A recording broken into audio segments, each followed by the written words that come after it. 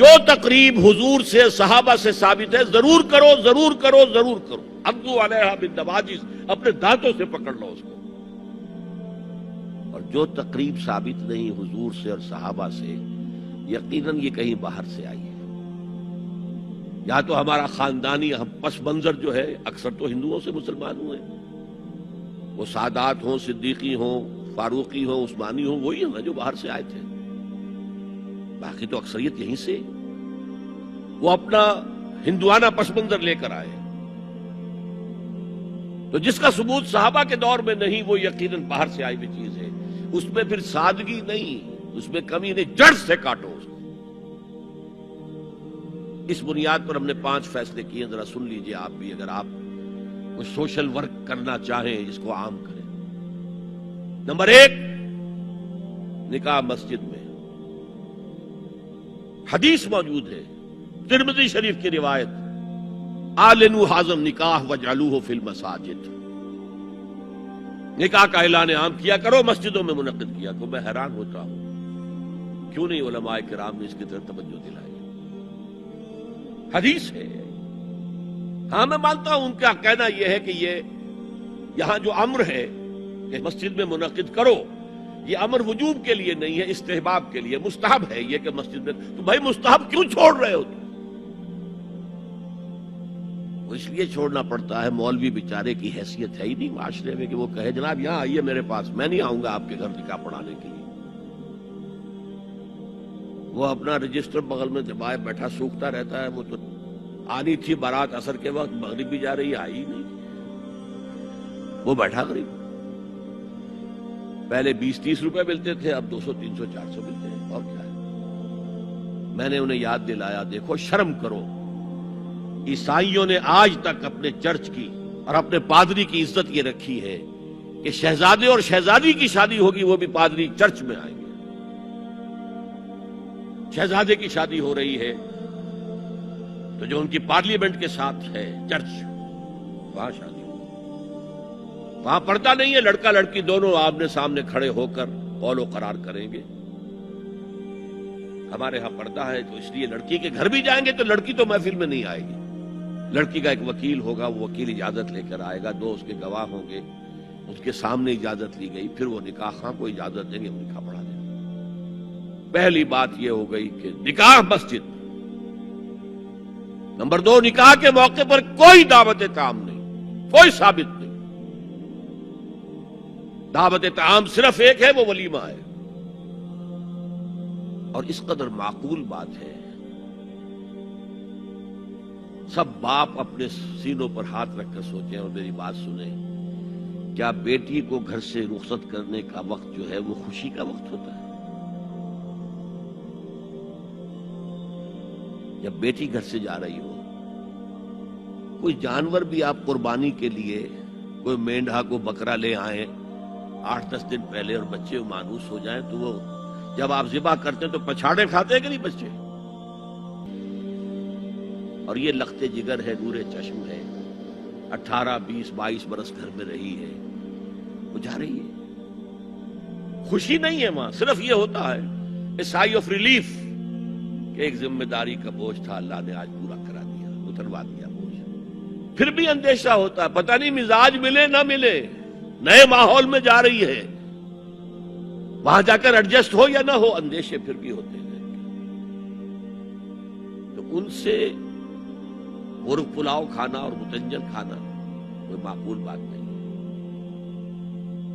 معقول بات کیا ہے؟ لڑکا، اس کا گھر آباد ہوا ہے، وہ ولیمہ کرے، اس پر باقاعدہ حدیث اولبو ولو بشاۃ، ولیمہ ضرور کرو چاہے ایک ہی بکری ہو تمہارے پاس. ذبح کرو، کاٹو، کھلاؤ گوشت اپنے دوستوں کو، احباب کو. یہاں تک کہا کہ بیس طعام الولیمہ، برا کھانا ہے ولیمے کا کہ اس میں غریبوں کو نہیں بلایا جاتا. ظاہر بات ہے مسلی کھلانے کے لیے تو ولیمہ نہیں ہوتا، اپنے احباب کو، دوستوں کو بلایا جاتا ہے. پھر بھی میں تم سے کہتا ہوں کہ جسے ولیمے کے لیے بلایا جائے وہ اگر نہیں جائے گا تو اللہ اور اس کے رسول کے حکم کی نافرمانی کرے. تو جس رسول نے اتنی تفصیل سے حکم دیا ہو ایک دعوت کا، وہ دوسری دعوت میں بھی خیر ہوتا. میں بیان کرتا ہوں جب نکاح مسجد میں اور کوئی دعوت تعام نہیں تو بارات کا تصور خلاص. بارات کس بلا کا نام ہے؟ قرآن میں تو کوئی ذکر ہی نہیں، عربی میں یہ لفظ ہی نہیں. اجتماع طرفین مسجد میں ہوا، نکاح ہوا. لڑکی کو، حضرت فاطمہ کو رضی اللہ تعالی عنہا، کچھ خواتین جا کر چھوڑ آئی تھی اس حجرے میں جو ایک انصاری صحابی نے حضرت علی کو دیا تھا. ان کا تو کوئی گھر بھی نہیں تھا. کوئی حضرت علی آئے ہوں اور آ کر ودا کرا کے لے کے گئے ہوں. چوتھی چیز، جہیز کا کوئی تصور اسلام میں نہیں. خالص ہندوانہ رسم، خالص ہندوانہ رسم، خالص ہندوانہ رسم. ہندوؤں میں کیوں ہے؟ وہ اس لیے ہے، معقول بات ہے کہ لڑکی کا وراثت میں کوئی حصہ ہے ہی نہیں. وہ تو جب گھر سے نکل رہی ہے کچھ دے دلا کے رخصت کر دو. دان دہیج یہ خیرات ہے، لڑکی کا حق کوئی نہیں ہے گھر پر. اسلام میں تو لڑکی وارث ہے. والد فوت ہوں گے، وراثت تقسیم ہوگی. والدہ فوت ہوگی، کوئی ان کی ہے ملکیت، وہ تقسیم ہوگی. شادی کے موقع پر کوئی جہیز اسلام میں نہیں، قطعاً نہیں. غلطی سے حضرت فاطمہ کے جہیز کو جہیز کہہ دیا گیا. وہ جہیز کیا تھا؟ ایک پیسہ بھی حضور کے اپنی جیب سے نہیں تھا. اس شادی میں خاص بات کیا تھی کہ دولہا کے ولی بھی حضور ہی ہے. اور کون ہے؟ علی کا کون تھا مدینے میں؟ اور دلہن کے والد بھی حضور ہیں. اب حضور پوچھتے ہیں حضرت علی سے، تمہارے پاس مہر دینے کے لیے کچھ ہے؟ عرض کیا میرے پاس تو کچھ نہیں. وہ فقراء صحابہ میں سے تھے. فرمایا مہر تو دینا ہے. تمہارے پاس ایک زرہ ہوتی تھی؟ کہ ہاں زرہ تو ہے. انہوں نے یہ سمجھا زرہ تو جہاد کے لیے ہے، کوئی وہ دولت تو نہیں ہے. فرمایا جاؤ اسے بیچو یا گروی رکھ کے قرض لے کر آؤ. وہ گئے، حضرت عثمان نے خرید لی اور کچھ دنوں کے بعد واپس کر دی ہدیۃً. یہ زرہ میں ہدیہ آپ کو کر رہا ہوں. اس وقت اگر کہتے چھوڑو علی، کہاں تو لو میں پیسے دے دیتا ہوں تمہیں، تو ان کی طبیعت پر بار ہوتا. اس پیسے سے حضور نے کچھ پیسے گھر بھیجے اندر، دلہن کو ذرا تیار کر دو. اور کچھ پیسوں سے وہ ایک گدا جس میں کھجور کی کھال بھری ہوئی تھی، اور 2 تکیے جس میں کھجور کی کھال بھری ہوئی تھی. ایک مشکیزہ، کنویں سے پانی تو لانا ہی ہے نا.